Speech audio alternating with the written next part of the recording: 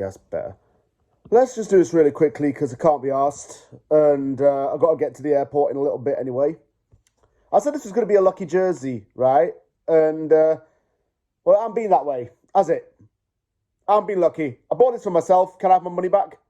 Can the West Ham fans have the season ticket money back if they even bothered to fork out the bloody cash for that? Seriously. This is a mess. This is bad. 8 goals conceded in our opening 2 games. A goalkeeper that is absolutely terrible. A manager who might have just lost it. And ownership that is not fit enough to run a football club. What's this a recipe for relegation? And right now I'd take it in all honesty.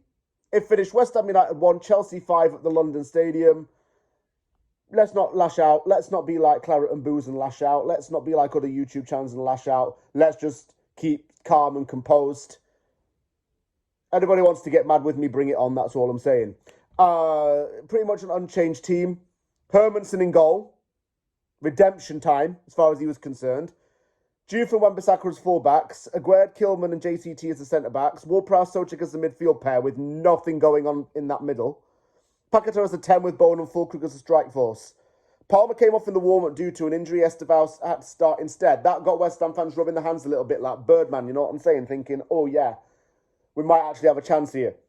And honestly, the first 20 minutes or so, I thought we turned over a new leaf.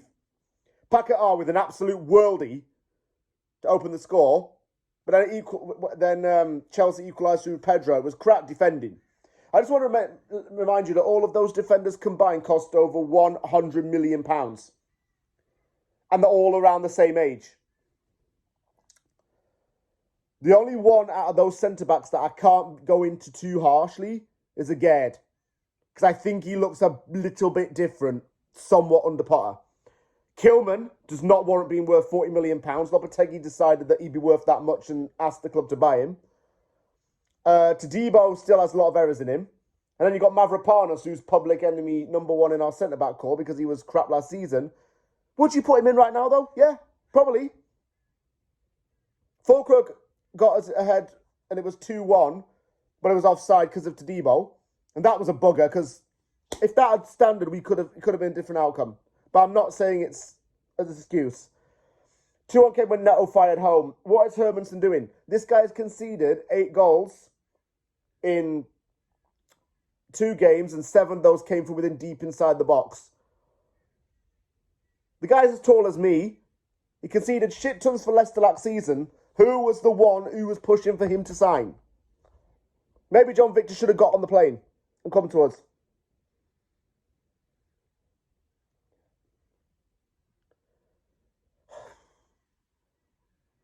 (3-1) came when Endo Fernandez tapped in. What the hell is wrong with our defence? I can't even speak properly right now because I'm so pissed.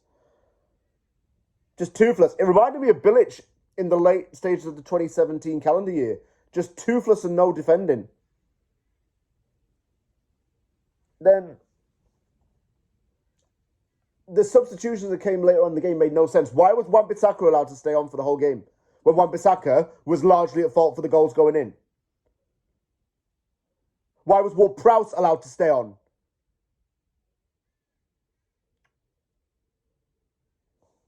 Half-time, Potts and Wilson came on for Fulkrug and Todibo.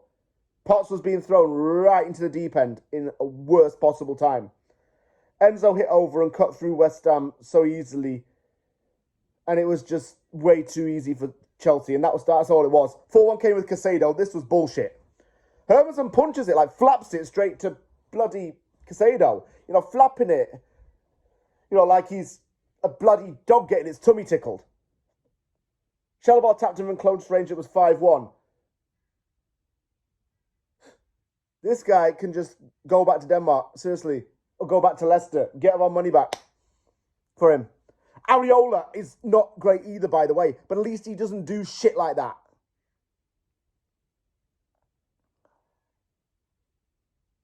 Areola is fundamentally good. Yeah, I said it. Come at me for that. I want one of you fans to come at me, by the way. Would be nice. Fans left. The anger was apparent. Sullivan was looking at the screen, probably for the first time all game, and realising, oh, we're screwed. Walker-Peters came on for Soucek. Why was he coming off? That made no sense either. One thing I have to say right now is that Wilson, despite all the backlash he got over the summer, is better than Fulkrug. Actually put pressure on Chelsea. We changed it to a 4 at the back for the second half. Might have been a change, but we should never, ever go back 5 again. If it means you've got to drop to Debo, you do it. So only 2 games in already, Potter's job is at risk. He's got a worse win rate than Lopetegui. That takes some doing. Who's going to come in, though, on a freebie? Nuno if he leaves Forest? Ange right now? Would they want to work under Sullivan for a month? No, probably not. The problem with this team right now, actually, is the fact it's got no leaders. We have players like Fabianski, Cresswell, Ings, Sofal, Ogbonna, Zuma. These players over the years. Noble, obviously. These were leaders in our team, senior figures who would kick the players up the arse. We've got no one to do that. Bowen doesn't do it. Ward-Prowse won't do it. The manager doesn't seem to do it. He just comes out with the same shit every week.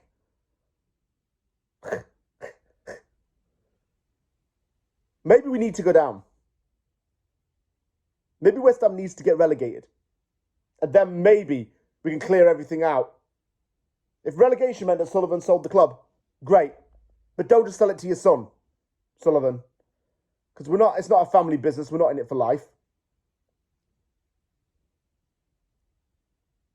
The squad's not good enough. The players are not good enough. I'm sorry that I was so optimistic over the preseason.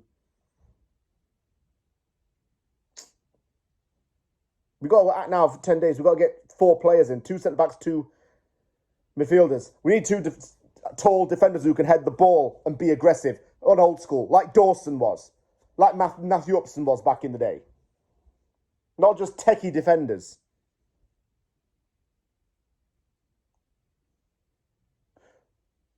We need proper midfielders. What do you do, though? When you're West Ham, it's not easy to do because you've got a dickhead owner. There's nothing good about the club right now. We're crashing and burning. And we will burn and just incinerate ourselves. Just be reduced to a pile of smouldering ash. And it's nothing less than what we deserve. There's so much negativity at the club. There's so much negativity in the fan base. I know some of you lot have said stuff about me in the past. On your spaces or whatever. And I'd have got me for shit. But, I'll just spit my opinion. You spit yours. And we keep it at that.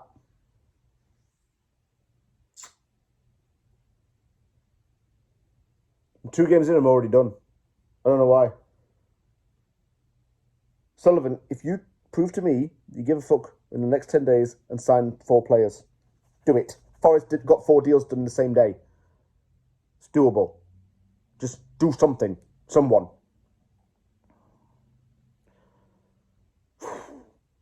I enjoy my weekend. And I hope you all do too. Just don't support the club, that simple. Just don't think about it all weekend is what I'm saying. And yeah, we're done.